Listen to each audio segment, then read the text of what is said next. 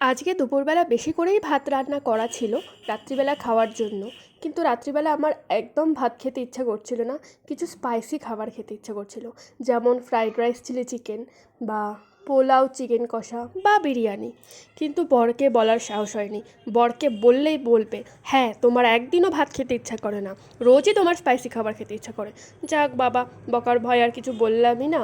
তাই মনে মনে ভেবে ফেললাম কী খাওয়া যায়, কী খাওয়া যায়। ভেবে ভেবে শেষ পর্যন্ত এই আইডিয়াটার উদয় হলো। তাই আমি আবার মুখে কষ্ট চেপে বসে পড়লাম রান্না করতে। আমার বরকে যদি আবার জিজ্ঞেস করি এটা বানিয়ে খাওয়াবো, বলবে যে না, এত স্পাইসি খাবার খাওয়া ভালো না হেলথের পক্ষে। কিন্তু যদি বানিয়ে মুখের সামনে ধরি, ঠিক খেয়ে নেবে। আজ সকালে কাবুলি ছোলা দিয়ে ঘুগনি বানানো ছিল, রাত্রিবেলা এসে ওর ওটা দিয়ে মুড়ি খাওয়ার কথা ছিল। কিন্তু আমি তো জানি আমি যদি ওর পাশে এইটা নিয়ে খেতে বসি তাহলে ওর আবার আমার থেকে একটু ভাগ লাগবে, তখন আবার আমাকে সাদা ভাতই খেতে হবে। তাই বাবা একটু বেশি করেই বানাই। আমি ঠিকই ধরেছিলাম। শেষ অবধি গিয়ে যখন রান্নাবান্নার পর ফোন করে বললাম যে এইটা রান্না করেছি, তুমি কি খাবে? হ্যাঁ বলল, হ্যাঁ অল্প একটু তো অবশ্যই খাবো।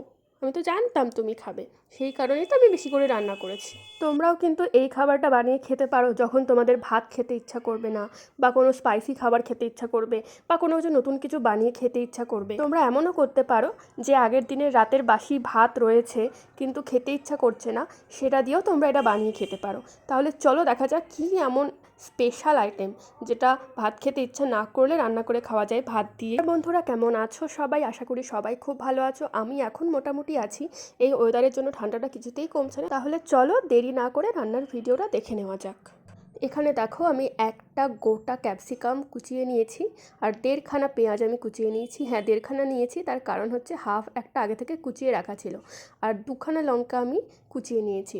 একটা আলু ভাজার মতন করে কেটে নিয়েছি। একটা ডিম ফাটিয়ে বাটির মধ্যে নিয়েছি। এবার এর মধ্যে একটু ভাজা জিরের গুঁড়ো দিয়ে দিলাম, আর একটু লবণ অ্যাড করে ঝাঁকিয়ে নিলাম ভালো করে। ঝাঁকিয়ে মানে কি, ঘুটে নিলাম ভালো করে। কিন্তু জিরে গুঁড়োটা কিন্তু ডিমের সাথে ভালো করে মিশছে না, এটা পরে কড়াইতে দেওয়ার পর আবার ঠিকঠাক মিশে যাবে। এদিকে দেখো কড়াই বসিয়ে দিয়েছি, কড়াই গরমও হয়ে গেছে। অল্প একটু সর্ষের তেল দিয়ে দিলাম। হ্যাঁ, একদম অল্প করেই দিলাম, কারণ রাতের রান্না তো তেলটা কম খাওয়াই ভালো। ভালো করে কড়াইয়ের চারপাশে লাগিয়ে নিলাম অ্যাজ ইউজুয়াল। এবার এর মধ্যে আজকে আমি জিরে ফোড়ন দেবো না, আজকে আমি দেবো কালো জিরে ফোড়ন। আমার খুব কালো জিরে ফোড়ন দিয়ে খেতে ইচ্ছা করছিল আজকে, ওই জন্য অল্প কটা কালো জিরে আমি দিয়ে দিলাম ফোড়নে। এই ফোড়ন দেওয়ার সময় উনুনের আঁচ একদম কমিয়ে রাখতে হয়। এবার দেখো কালো জিরেগুলো ভাজা হয়ে গেছে, পেঁয়াজগুলো এবার দিয়ে দিলাম আমি। হ্যাঁ, আঁচটা বাড়িয়ে যদি আমি কড়াইতে ফোড়ন দিই তাহলে ফোড়নের মশলাটা পুড়ে যাবে আর গন্ধটা ভালো হবে না। ক্যাপসিকামগুলোও দিয়ে দিলাম পেঁয়াজের সাথে। এবার এটাকে একটুখানি ভালো করে নেড়ে নেব, তারপরে লঙ্কাটা দেবো, নাহলে লঙ্কাটা পুড়ে পুড়ে যেতে পারে। আর আজকের ডিমটার কুসুমটা দেখেছো একদম সাদা। এইবার দেখো আমি লঙ্কাটা দিয়ে দিলাম।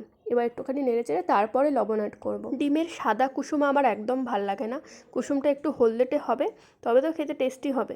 আজকের ডিমটা আমার একদম অপছন্দের ছিল। লবণ আর হলুদ অ্যাড করে দিলাম। এবার একটুখানি ভালো করে ভেজে নেব।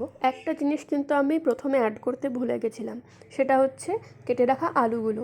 আলুটাই কিন্তু আগে দিতে হতো কড়াইতে, কিন্তু আলুটা একটু দূরে রাখা ছিল বলে আমি ভুলে গেছিলাম। আলুটা এবার দিয়ে দিলাম। এবার আলুটাকে গলানোর জন্য একটা ট্রিক আমাকে অ্যাপ্লাই করতে হবে, সেটা হচ্ছে এটাকে আমি ঢাকা দিয়ে দেবো, কারণ পেঁয়াজ আর ক্যাপসিকাম এমনি তাড়াতাড়ি গলে যায়, তার মধ্যে এই দুটোকে আমি আগে অ্যাড করেছি। সেই কারণে আলুটা যাতে একটু তাড়াতাড়ি গলে 5 মিনিটের জন্য আমি ঢাকা দিয়ে আঁচটা সিমে করে দিলাম। এই দেখো 5 মিনিট পর ঢাকা তুলে দেখি আলু একদম নরম হয়ে গেছে। আদৌ আলু নরম হয়েছে কি না সেটা দেখার জন্য আমি একটা আলুকে ভেঙে দেখে নিলাম। হ্যাঁ, একদম নরম হয়ে গেছে আলুগুলো, মানে খাওয়ার মতো নরম হয়ে গেছে। এবার আমি কড়াইয়ের মাঝখানটা ফাঁকা করে এর মধ্যে ডিমটা দিয়ে দেব। কড়াইতে দেখো খাবারগুলো একটু আটকে আটকে গেছে, তার কারণ হচ্ছে আমি কড়াইতে অল্প তেল দিয়েছিলাম, তেলটা আর একটু বেশি হলে কিন্তু আটকাতো না। ডিমটা দিয়ে দিলাম। এবার ডিমটাকে ভালো করে ঘুটে নেব, যাতে একদম ঝিরিঝিরি হয়ে পুরো সবজিটার সাথে মিশে যায়। আজকে কিন্তু আমি এটাতে একটা মশলা ইউজ করেছি, সেই মশলাটা হয়তো তোমরা ভিডিওতে আগেই দেখে ফেলেছো, কিন্তু আবার আমি দেখাবো। মশলাটা হচ্ছে পাওভাজি মশলা, এভারেস্টের পাওভাজি মশলা। আমাদের বাড়িতে নর্মাল যে গুঁড়োগুলো ইউজ করা হয়, যেমন জিরে গুঁড়ো, ধনে গুঁড়ো, গরম মশলার গুঁড়ো, এগুলো তো বাড়িতেই করে নেওয়া হয়। কিন্তু এই ধরনের মশলাগুলো যদি আমি কিনি বাইরে থেকে, তাহলে এভারেস্টেরগুলোই কিনি। যদি বিরিয়ানি মশলা কিনি সেটাও এভারেস্টেরই কিনি। পাওভাজি মশলা বা চাট মশলা বা যাই মশলা কিনি, আমি সবসময় এভারেস্টের মশলাই কিনি। আর পাওভাজির মশলাতে কিন্তু কোথাও লেখা নেই যে এই মশলাটা শুধু পাওভাজিতেই দিতে হবে। সেই জন্য আমি যে কোনো রান্নায় যে কোনো মশলা ইউজ করি, আমার কোনো ঠিক নেই। আমি কিন্তু একটা মশলা দিয়ে সব রকম রান্না করি। যেমন এই পাওভাজি মশলাটা যে আমার কাছে এখন অ্যাভেলেবেল আছে, এইটা দিয়ে আমি কত রকমের যে রান্না করে ফেলবো তার কোনো আইডিয়াই কেউ খুঁজে পাবে না। এই পাওভাজি মশলাটা আমি চাউমিনেও অ্যাড করব, ম্যাগিতেও অ্যাড করব। আজকে আমি তোমাদেরকে দেখাবো যে কড়াই গরম করে কেন আমি তেলটা মাখিয়ে নিই কড়াইতে। এই দেখো লাস্টে যে ভাতগুলো আটকে রয়েছে, এইটা কিন্তু একটুখানি ভালো করে ঘষলেই পুরো ভাতটা উঠে যাবে। এই কারণেই কড়াইটা গরম করে তারপর তেলটা দিতে হয়, আর তেলটা ভালো করে কড়াইতে মাখিয়ে নিতে হয়।